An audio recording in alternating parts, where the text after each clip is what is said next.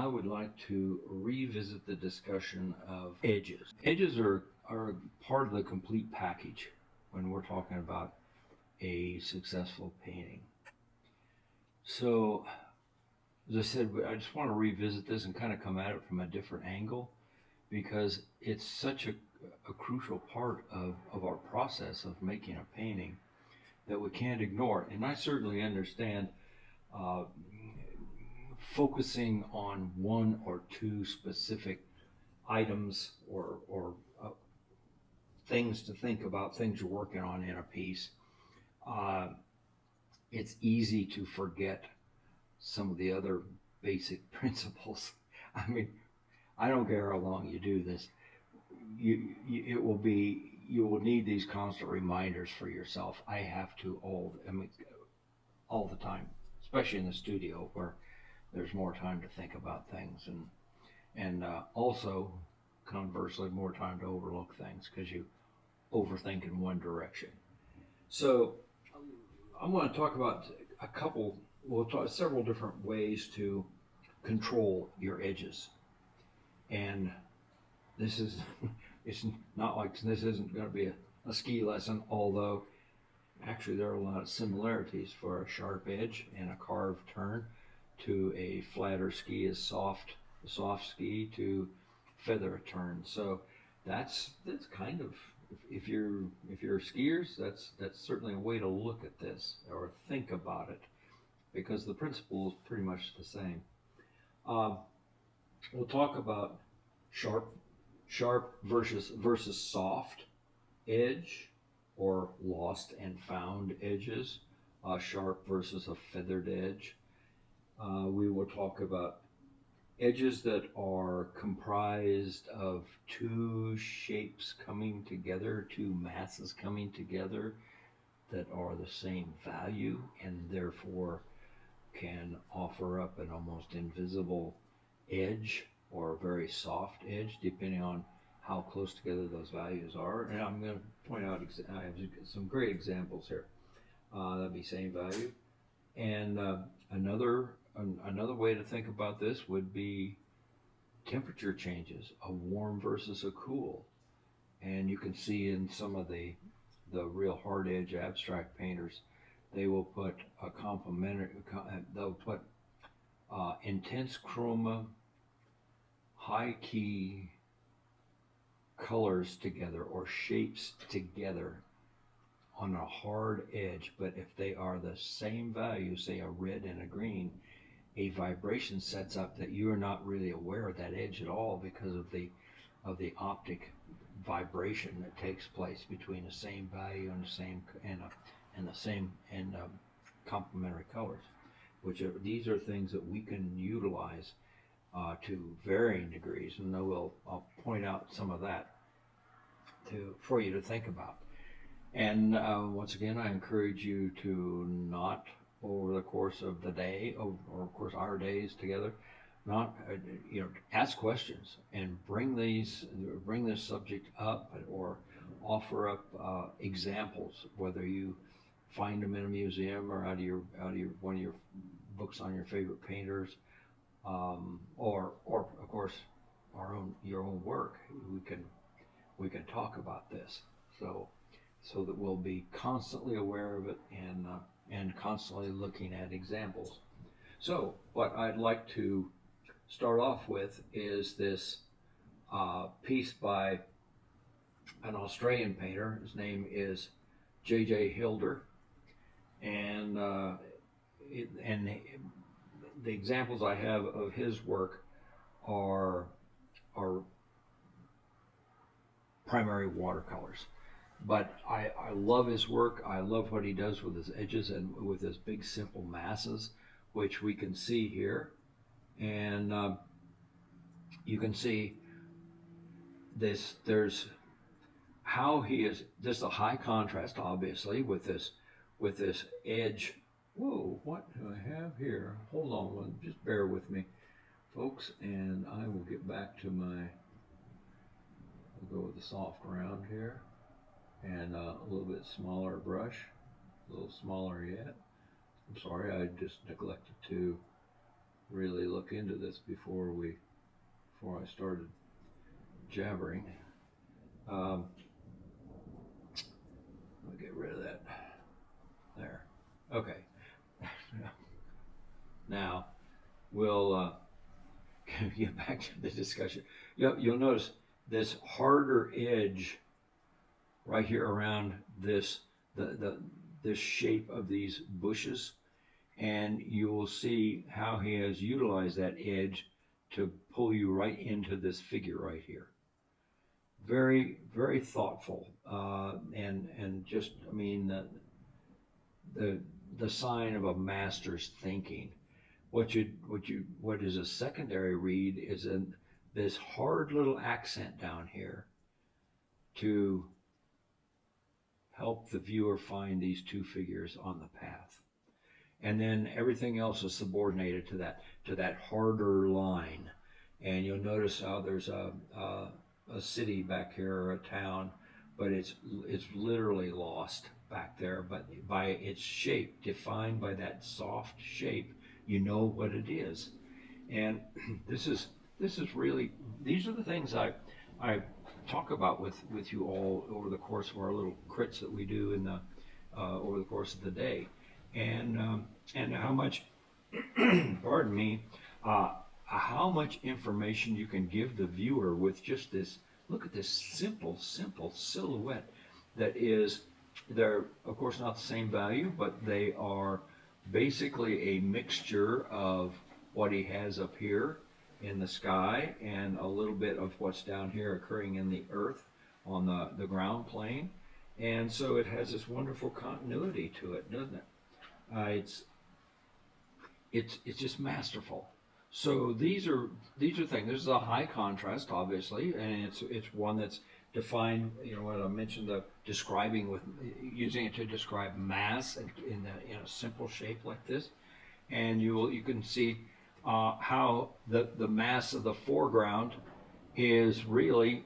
I mean, it's so simple in the shapes, the masses. This is what really is carrying, and in the way the edges are explaining the mass. Oh wow, just got a big old storm just blew in. Okay, I'm gonna pick this back up. I don't know if you can hear the rain in the background, but I have a window open and it's blowing rain in on one of my big tables.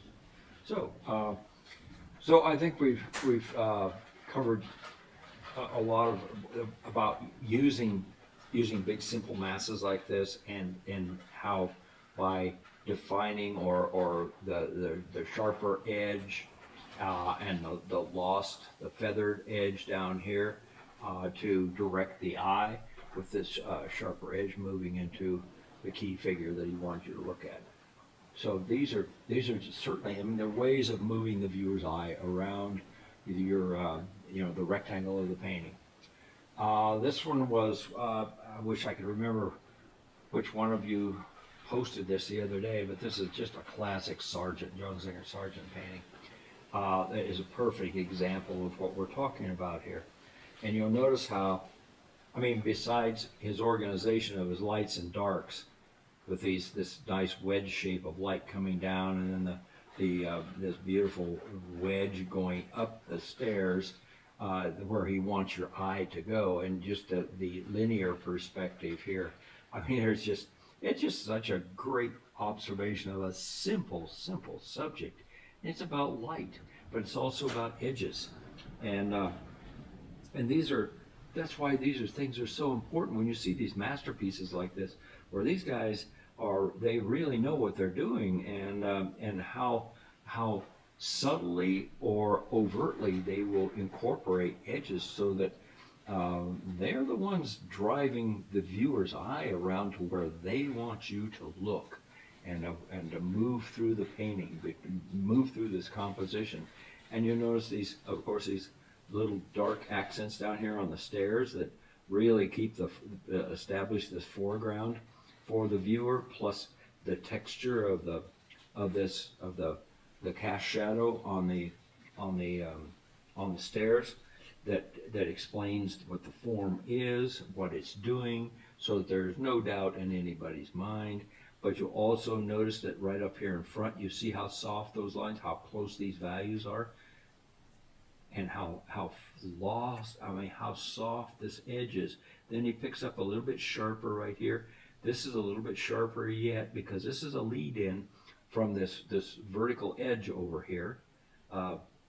This vertical edge of the canvas.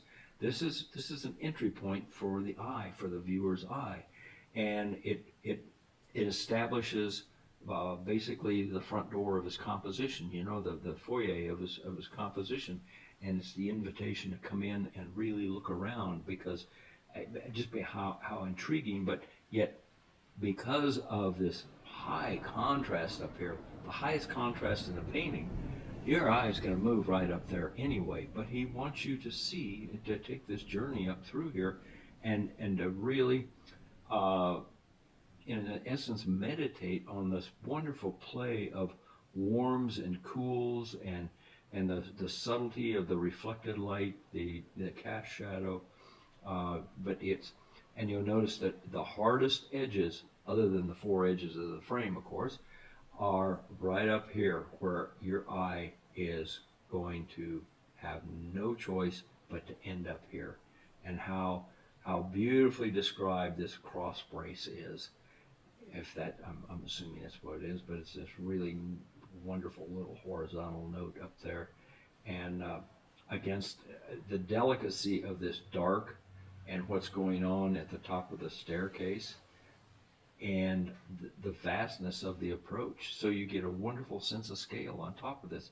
But it's the edges that are really carrying so much of this statement. So this is definitely worthwhile, your time studying these pieces like this, and study them with a specific purpose in mind. Say, okay, this group of paintings I really like, or this group of artists, or this selection of paintings, I am going to go through each one of them and examine them for how this painter used the edges to move my eye around.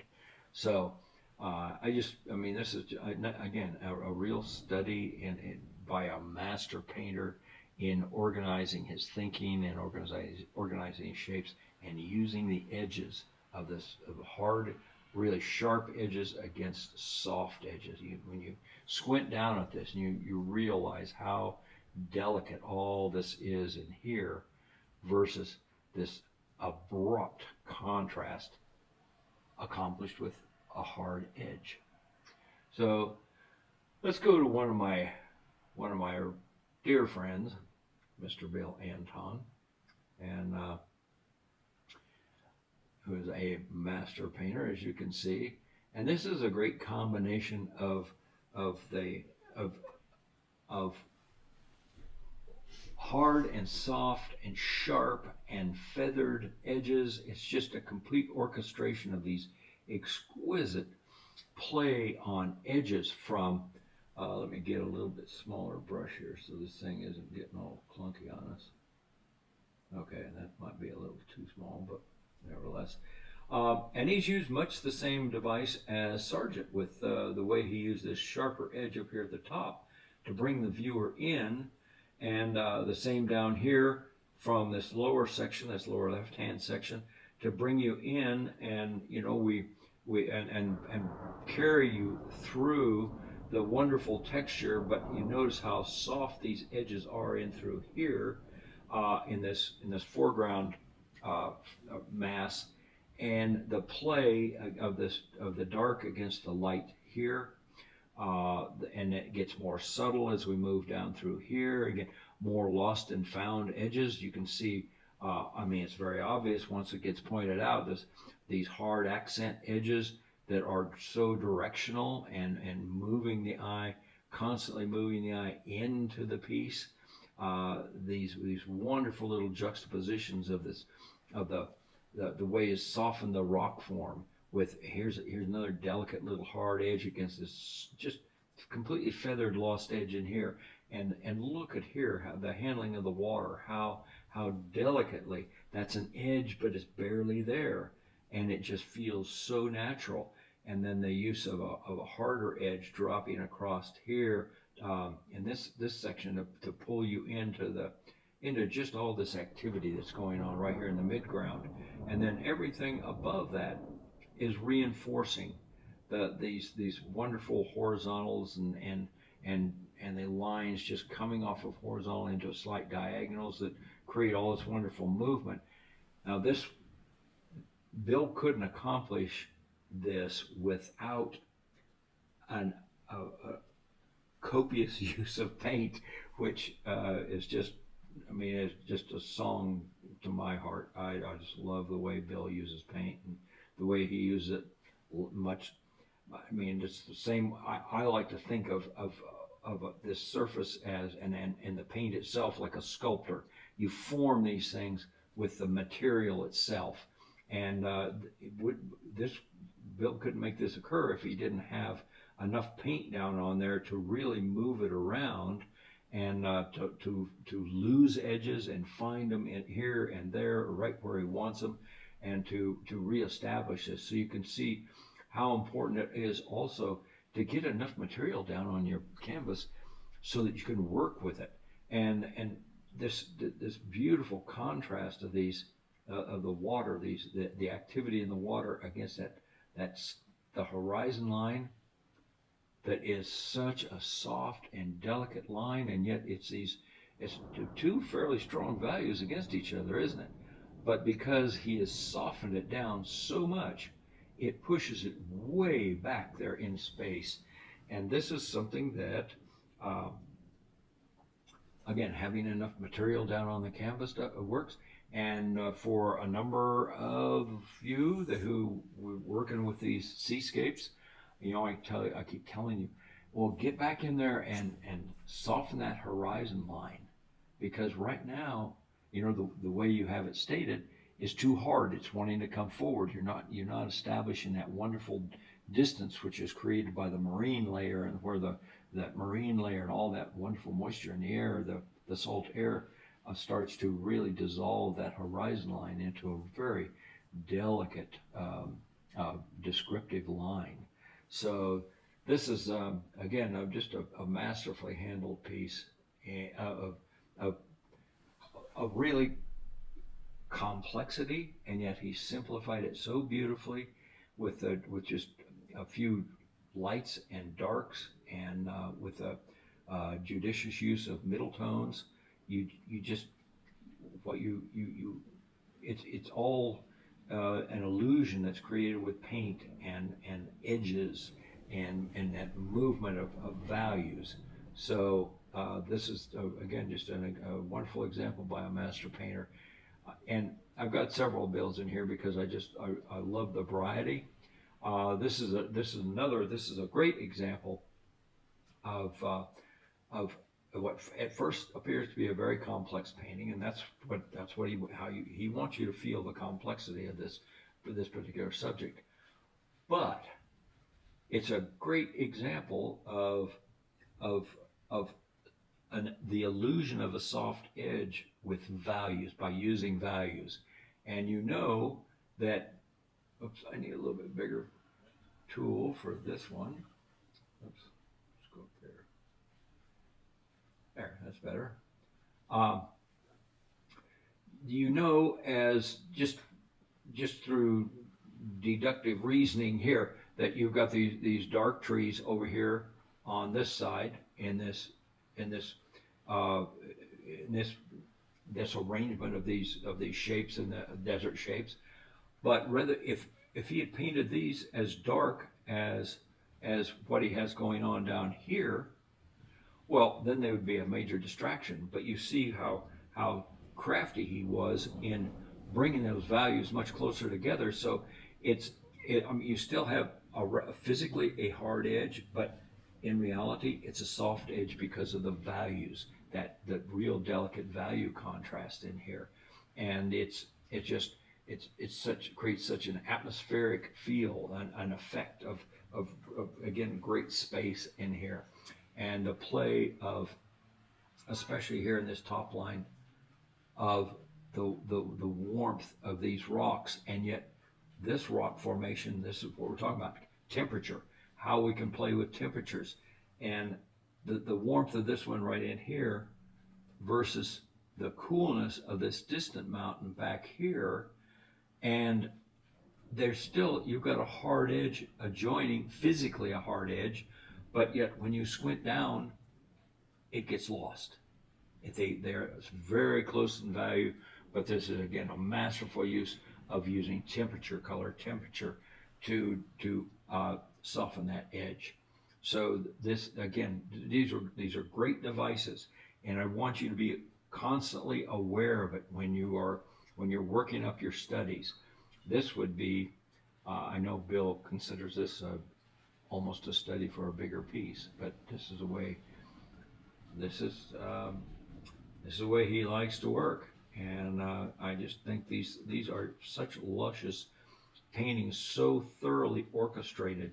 You go down in here in this, especially in this lower area down here, where you have this darker lead in, and you see, you're aware of a difference in a descriptive difference in the subject itself. These darker evergreen bushes along the edge of this stream against these grasses, but once again, with value, you squint down, and these they're not a distraction. They stay right where they're supposed to be within those darks, and that so much of it is done with values and with these lost edges in here. You look at that and how masterfully he's controlled these edges through here, and then contrasted them with a harder edge here above.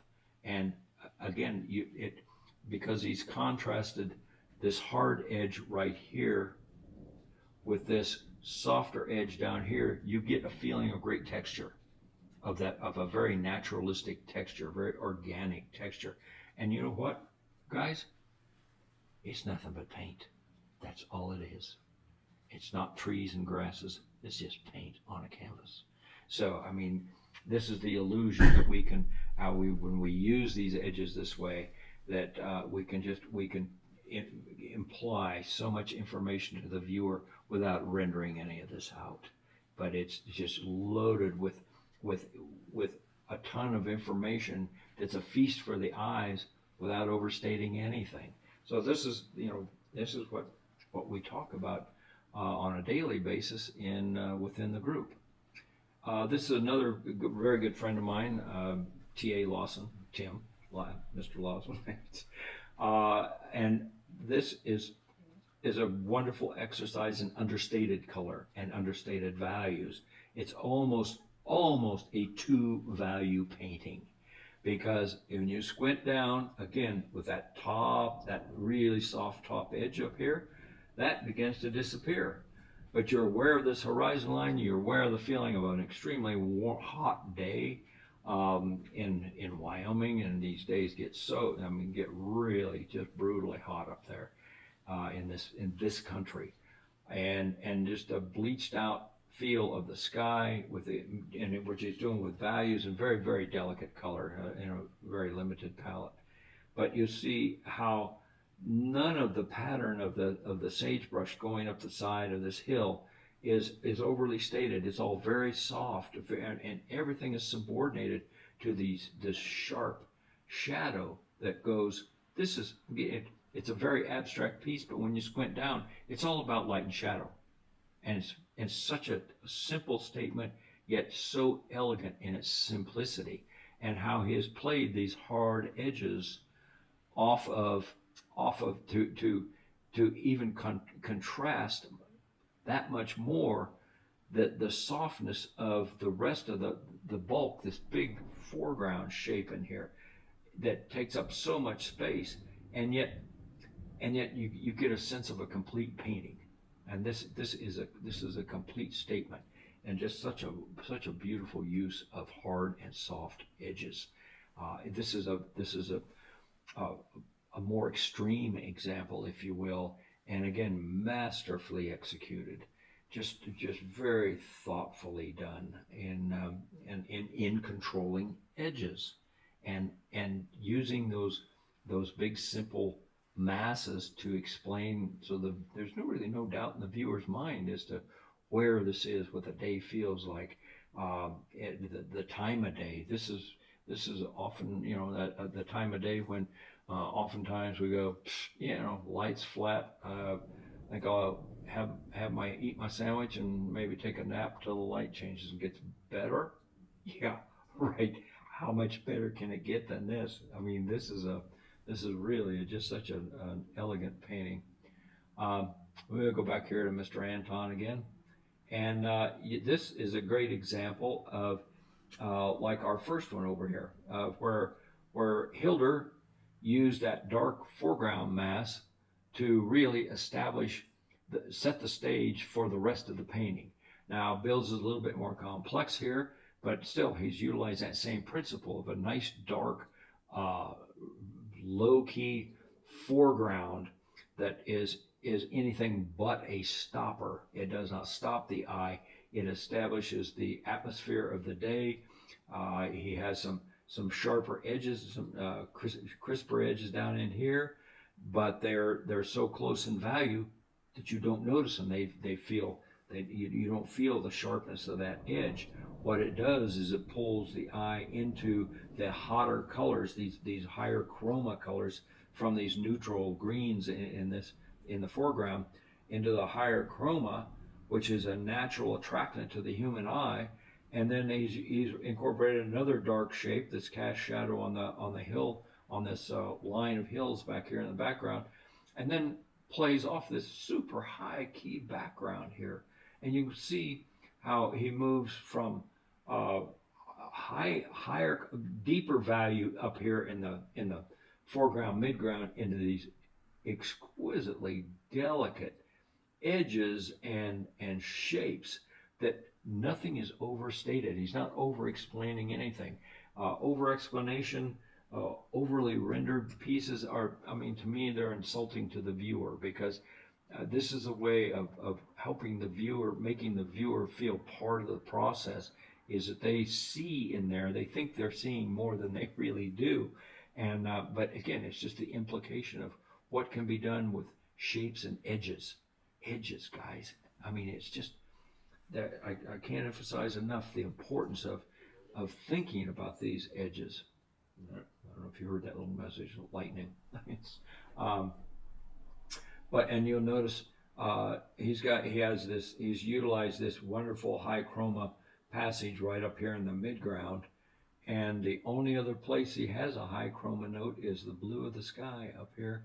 But again, what's going on with those edges? You're not even aware of it, are you? You just get a sense of tremendous atmosphere because of the clarity of the color and again, I mean, these are relatively hard edges in these clouds, but because the values are are literally the same, it's the temperature from the cool to the warm that gives the shape of the clouds definition. It's not it's not delineating with a line per se. He's doing that with a temperature change, which just makes them feel that much lighter, that much airier. So again, just such a masterful use of edges. Yeah, Bill is just one of the best. So one more of Mr. Anton's, and a different subject yet, and you can see again what we're talking about. It has a completely different feel than this piece. This one is drenched in sunlight, and once again, the edges of between the shadow and the light are what defines the masses themselves, and imparts to the viewer the time of day, of course, the environment, the location, and it just you'll notice here that as complex as these forms are in the rocks, it's not in any way competing with what's up here in the foreground, which is actually much more subtle, but because of the crisper edges, the sharper edges right in here, you get this foreground player that really establishes the foreground, anchors the whole painting, and establishes the whole feel of the day, a sense of place, firmly established in your mind, so there's no doubt. And again, the very warm mass against the cool mass, and that using that sharp edge in here to move the viewer from these diagonals up through here and up into the painting itself. And you notice how sneaky he is with these edges and just moving you around through the painting. And then these delightful notes of the clouds that just float like it's smoke, just wisp of clouds in the sky. And again, the play of this hard edge here and this another little hard edge accent here, which helps you create this whole feeling of coming down through here, doesn't it? And again, another little support right over here that keeps you moving into this wonderful sense of like a spiral into the piece. So what we can do if we pay attention to those edges is like magic, I promise you. And so I hope we've given you some real food for thought here, and to keep this more in the forefront of your thinking and planning as you're working on your studies. And what it will do is elevate the level of your work exponentially. So that's what we're all about here, troops, is all of us becoming better painters. So I hope you enjoyed this. I hope this generates some questions. I look forward to it, and see you next time. Paint on, my friends. Hi, I'm Skip Whitcomb. I'll be conducting a mentoring course on color harmony. In over 40 years of teaching, color seems to be one of the biggest mysteries. We'll be able to spend a year together developing a reliable foundation for making harmonious color decisions. There are certain irrefutable truisms in painting. One is the fewer colors used, the stronger and more harmonious the statement. Economy of color equals clarity of intention. Respected painters, past and present, understood this concept and have employed it in one form or another.